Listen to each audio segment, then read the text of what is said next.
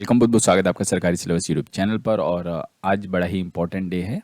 पिछले 3 दिनों से हमने कई वीडियो कैरियर से रिलेटेड अपलोड किए हैं। अगर आपने नहीं देखे तो उन्हें ज़रूर देखें जाके। हमने डिस्कस किए पुराने वीडियो में, एक तो आर्मी में कैरियर किस तरह बनाएं, दूसरा एयरफोर्स में कैरियर आप किस तरह से बनाएं, और ये तीसरा वीडियो कैरियर से रिलेटेड है जो कि 12th पास आउट होने। स्पेशल वीडियो इसलिए क्योंकि ये सिर्फ 12th पास आउट वालों के लिए हम यहाँ बना रहे हैं। ग्रेजुएशन के लिए अलग वीडियो रहेंगे क्योंकि उनके लिए अलग चांसेस होते हैं, ठीक है। तो 12th पास आउट वालों के लिए आर्मी के लिए बना चुके हैं, एयरफोर्स में कैरियर किस तरह से बनाएं। अब ये हमारा है नेवी में कैरियर किस तरह से बनाएं, वो भी 12th की पास आउट होने के बाद, ठीक है। तो देखिए, मैं आपको यहाँ से एक सीधी बात बताता हूँ। तो आर्म्ड फोर्सेस जो है हमारी, मतलब कि थल सेना, वायु सेना और जल सेना, तीनों में ही अगर आप भर्ती देखें तो दो भागों में बटी होती हैं। एक तो सेलर में, एक तो सिपाही में, और दूसरी अधिकारी में। तो जो सिपाही होता है उसे, जो हमारी जल सेना, उसे बोलते हैं सेलर, ठीक है। अधिकारी को तो अधिकारी बोलते हैं, ऑफिसर्स। तो जो अगर आप सिपाही बनना चाहते हो, सेलर बनना चाहते हो नौसेना में, तो 4 तरीके हैं। एक तो म्यूजिशियन बन जाओ, डबल ए के थ्रू चले जाओ, या एसएसआर के थ्रू चले जाओ, या मैट्रिक रिक्रूट। एक और है स्पोर्ट्स एंट्री। तो स्पोर्ट्स एंट्री के बच्चों ऐसा है कि हर सेना में कहूँ, या फिर आपको कहूँ हर एक डिपार्टमेंट, जैसे रेलवे हो गया या कि अन्य डिपार्ट, जल विभाग हो गया, कोई भी डिपार्टमेंट ले लो, तो उसमें स्पोर्ट्समैन के हमेशा ही कोटे रहते हैं, उनकी वैकेंसियाँ बनी रहती हैं, ठीक है। जो बच्चे नेशनल वगैरह खेले हैं तो उन बच्चों के लिए कुछ सीटें रिजर्व रहती हैं। और इसके अलावा अगर आप ऑफिसर बनना चाहते हो तो एनडीए ज्वाइन कर लो, या नेवल एकेडमी, दोनों अलग अलग चीज़ें हैं लेकिन फॉर्म साथ में ही आते हैं। या फिर आप जो है ना 10+2 बीटेक एंट्री ज्वाइन कर लो। तो ऑफिसर्स बनने के आप यहाँ से देख सकते हैं, आपके पास में 2 रास्ते हैं, और सेलर बनने के लिए, सिपाही बनने के लिए 4 रास्ते हैं। तो चारों रास्तों सेलर के और दोनों रास्ते अधिकारी बनने के बड़े ही डिटेल में हम डिस्कस करने वाले हैं। तो हमारे साथ बने रहिए। और पुरानी वीडियो नहीं देखे हैं आर्मी वाले और एयरफोर्स में कैरियर 12th के बाद, तो आप ज़रूर जाके विजिट कीजिए उसको, ठीक है। आगे बढ़ते हैं हम।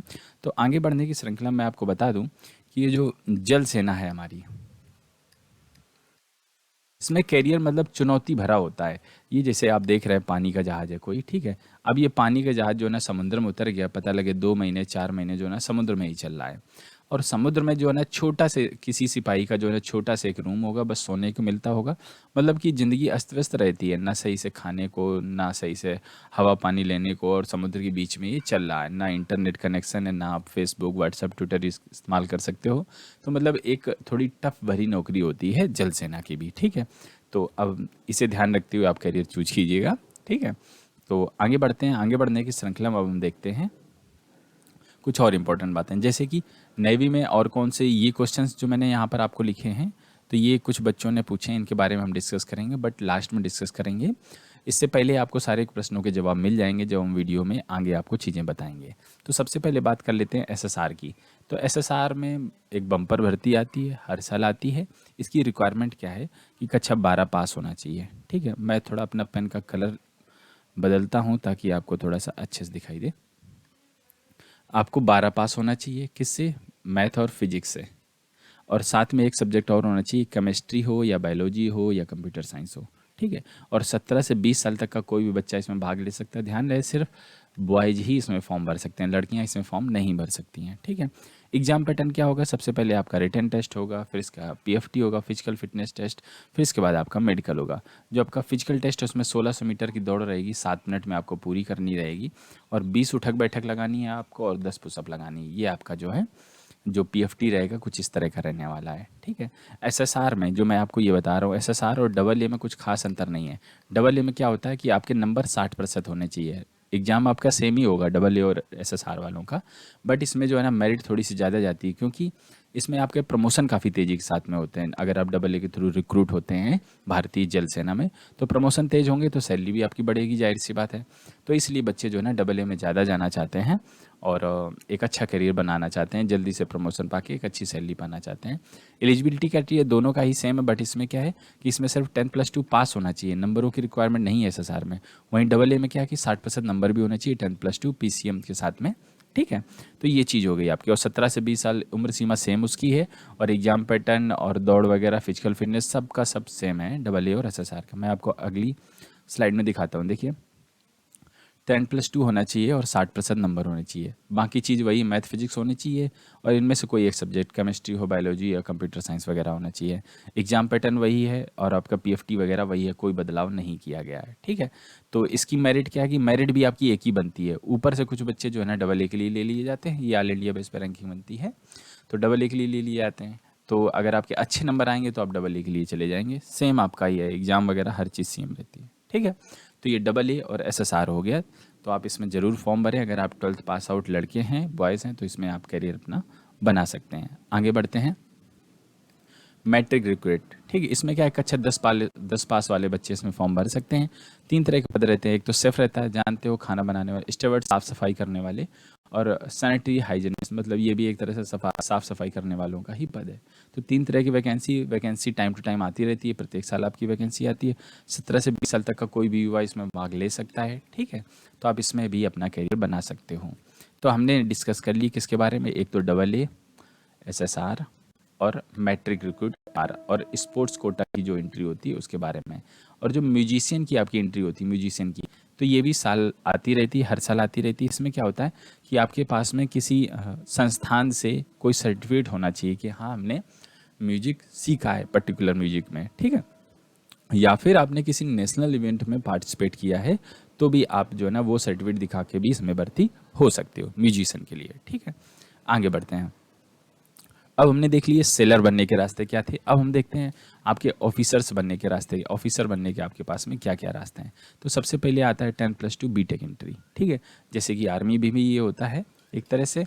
उसमें आर्मी में नाम होता है टेक्निकल एंट्री, TES के नाम से जानते हैं। इसमें क्या है, 10+2 बीटेक एंट्री बोलते हैं इसमें क्या चाहिए आपको, PCM में 70% नंबर चाहिए 12th में। ठीक है, और 50% नंबर इंग्लिश में चाहिए। और जो है ना साथ ही साथ में आपके पास में JEE मेंस का वैलिड स्कोर कार्ड होना चाहिए। देखिए, अगर आप JEE मेंस देते हो तो आपके पास 2 एग्जाम हो गए। आप दोनों में फॉर्म भरना, आप TES में भरना, टेक्निकल एंट्री स्कीम आर्मी के लिए, और नेवी वाला 10+2 बीटेक एंट्री, दोनों में आप फॉर्म भरना, क्योंकि एलिजिबिलिटी दोनों की ही सेम है। ठीक है, और साल में 2 बार इसके फॉर्म आते हैं।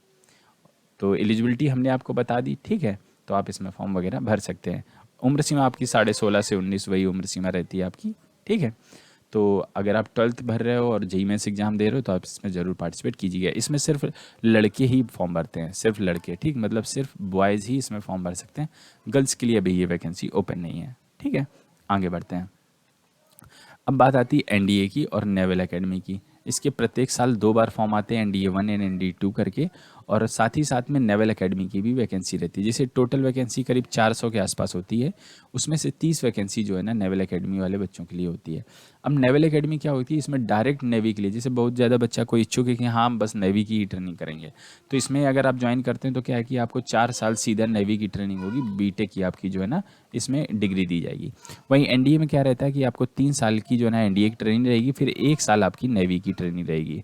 तो इस तरह थोड़ा सा जो है ना अंतर होता है। इसमें NDA में क्या कि ट्राई सर्विस, मतलब तीनों सर्विस के बच्चे इसमें ट्रेनिंग लेते हैं। आर्मी, नेवी, एयरफोर्स के 3 साल तक सेम ट्रेनिंग, उसके बाद 1 साल जो है ना आपकी नेवी की ट्रेनिंग होती है।